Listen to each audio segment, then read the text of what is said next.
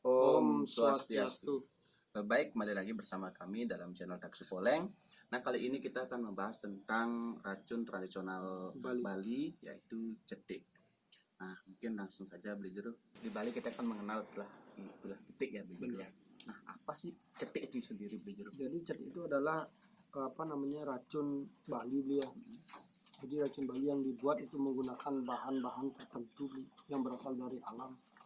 Jadi dalam artian ramuan tradisional itu yang bersifat racun gini Beli Jero ya. Nah, mungkin kalau cetik itu sudah ada jenisnya Beli Jero. Kalau cetik itu beli secara garis besar dibagi menjadi dua beli. Cetik sekali dan cetik sekali. Jadi cetik sekali itu adalah cetik yang dibuat menggunakan bahan-bahan ramuan seperti dikatakan tadi, bahan-bahan ramuan yang memang ada di alam. Contohnya yang pertama ada cetik kerikan gangse. Bagaimana cetik kerikan gangse adalah racun yang dibuat menggunakan alat gamelan atau gangse itu menggunakan karena itu mengandung juga biji besi. Itu termasuk cetik juga. Dan ada cetik disebut dengan cetik gringsing. Jadi cetik gringsingnya adalah menggunakan bahan itu yuyu. Jadi yuyu gringsing. Kemudian ada disebut dengan cetik kalau di Bali bebunta atau bahasa Indonesianya ikan buntal itu. Ya. Jadi itu disebut dengan cetik. Ada cetik juga disebutkan dengan cetik medang beli. Jadi ada dua medang itu, satu medang yang dibuat menggunakan bambu seperti beli ya. Kemudian medang yang dibuat menggunakan lateng nyiu, disebut dengan cetik medang api, cetik medang Brahma. Jadi ada banyak cetik itu. Cetik yang menggunakan seperti saya katakan tadi bahan kimia, pakai cairan arsenik yang digunakan untuk mengeluarkan pamor keris, itu juga disebut dengan cetik. Kemudian cetik yang menggunakan bahan-bahan tulang manusia disebut dengan cetik. Cara sekali. Dalam artian nanti cetik itu ramuan-ramuan itu khusus digunakan untuk hal negatif itu dikatakan tergolong katakan cetik ya racun, tapi tidak sembarangan juga itu ada proses pembuatannya. Kemudian kalau cetik yang bersifatnya sekali, ini cetik yang dibuat hanya menggunakan bahan-bahan tertentu, baik itu minyak kelapa, tapi yang sudah diberikan suatu yang namanya upekara dan juga doa-doa tertentu yang mungkin biasanya ditanam di tempat berapa hari, kemudian ditanam di pemakaran jenazah berapa hari. Ada istilahnya cara-cara membuatnya. Nah, dari beberapa jenis-jenis cetik itu mungkin ada yang paling rendah dan paling tinggi. Nah, mungkin yang tertinggi nih paling berbahaya adalah dikatakan mana ya? Jadi gini, tergantung istilahnya macam-macam cetiknya seperti itu saya katakan tadi. Cetik kerikan gangse cuma ada pengaruh, mungkin yang mempunyai istilahnya klasifikasi atau tingkatan itu adalah cetik niskale dia. Cetik niskale yang paling keras sih kalau menurut sastra dia disebut dengan cetik serongsong pulu. Serongsong pulu itu adalah cetik yang menyerang otak seperti itu. Jadi biasanya cetik itu dibuat bukan menggunakan bahan sekali, itu tergolong cetik niskale. Cetik niskale ya. Jadi cetik niskale itulah dibuat menggunakan mantra serongsong pulu. Kemudian ada yang disebut dengan cetik bantal. Jadi apabila cetik bantal itu masuk ke dalam tubuh manusia itu sangat dilarang yang namanya tidur menggunakan bantal. Jadi ada larangannya. Ada larangan. Kalau menggunakan bantal otomatis cetik itu akan bereaksi lebih cepat dan cepat mengalami suatu proses yang namanya dong. Dan ada yang namanya cetik kalau di Bali itu disebut dengan gedebong berek. Kalau bahasa Indonesia mungkin kelapa pisang yang sudah busuk. Jadi seperti itulah cetiknya. Kemudian ada namanya cetik bantang. Jadi si korban itu setelah terkena cetik atau racun itu dia akan seperti kayu itu, terlentang ya, setelah balinya kekal kaku, tidak bisa digerakkan. Nah, itu tadi kan sudah jenis-jenisnya. Nah, sekarang proses penyebaran cetik itu sendiri bagaimana prosesnya? Kalau penyebaran cetik menggunakan media makanan pasti dia makanan atau minuman, itu proses penyebarannya. Tapi cetik sekali itu dia menaruh di makanan itu. Jadi konsepnya dia menaruh baik itu berupa serbuk, baik itu berupa minyak. Jadi makanan itu ditaruh atau minuman itu diisi menggunakan racun itu cetik.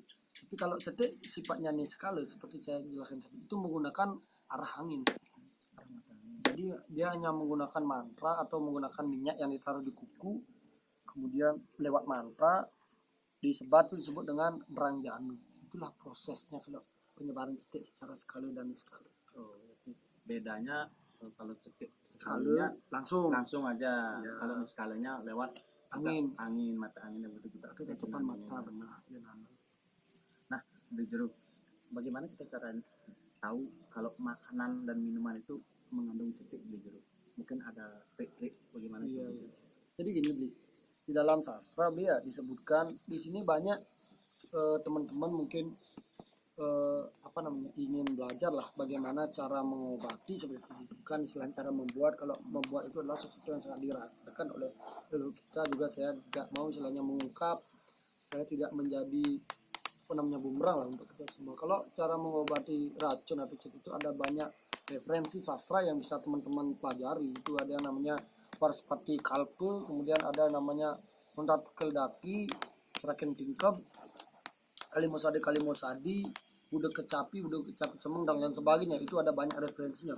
Kemudian dari beberapa referensi itu ada cara-cara bagaimana cara kita mengetahui secara gampang lah, bisa dikatakan tanpa mantra mengetahui makanan itu apabila memiliki atau mengandung racun, baik itu racun skala dan racun skala sebenarnya. Kalau secara sastra itu disebutkan yang pertama adalah saat kita mengambil makanan itu, kita sentuh langit-langit langit-langit menggunakan lidah kita. Jadi langit yang di atas kerongkongan kita itu menggunakan lidah. Apabila itu tidak geli seperti itu, tidak terasa apa di saat kita sentuh menggunakan lidah, berarti makanan itu mengandung racun atau cetek.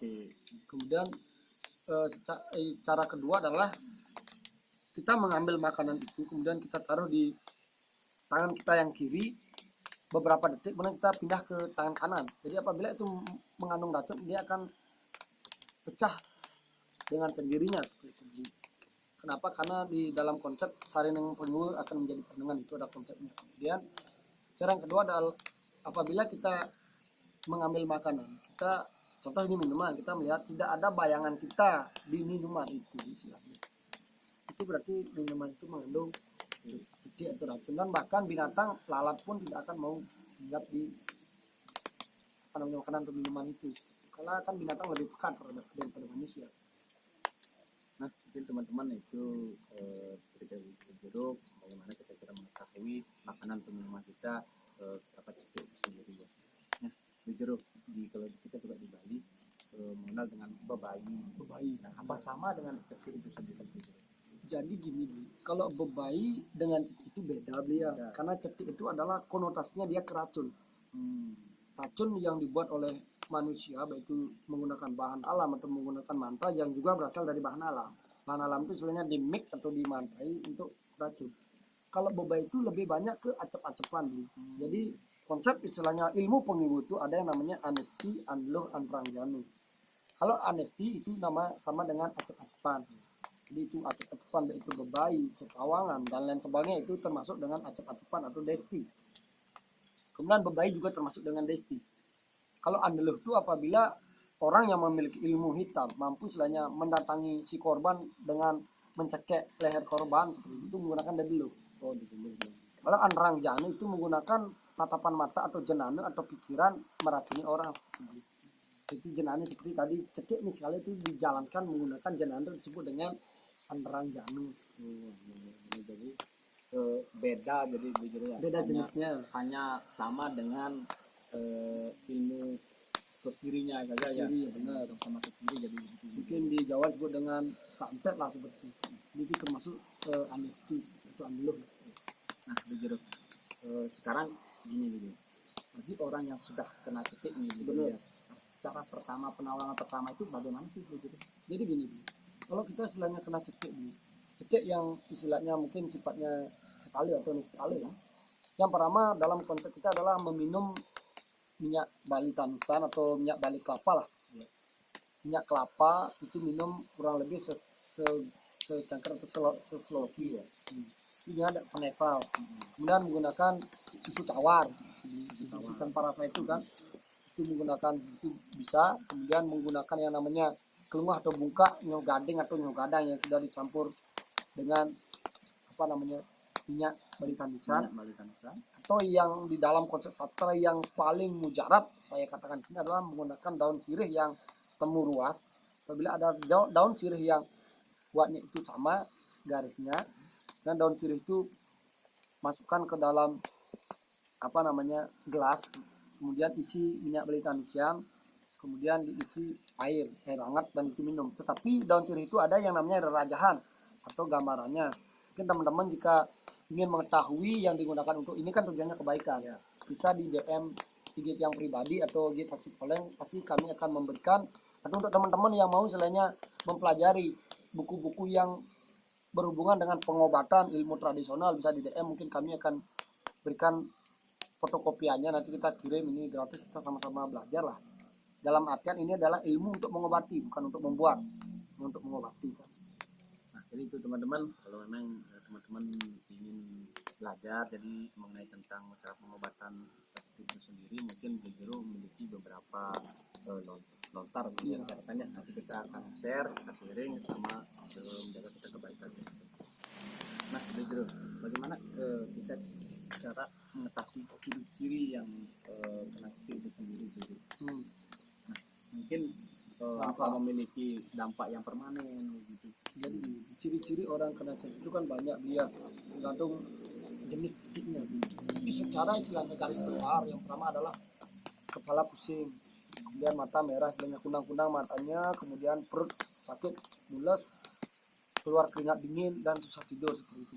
Kalau secara garis besar.